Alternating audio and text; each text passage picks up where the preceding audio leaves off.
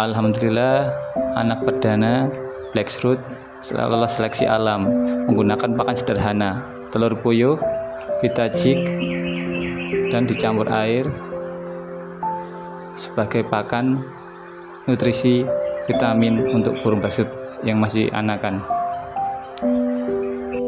Untuk melolo anakan Blackthroat, setiap 2 jam sekali kita harus mengontrol makannya agar burung Blackthroat selalu staminanya terlalu terjaga dan lolos seleksi alam.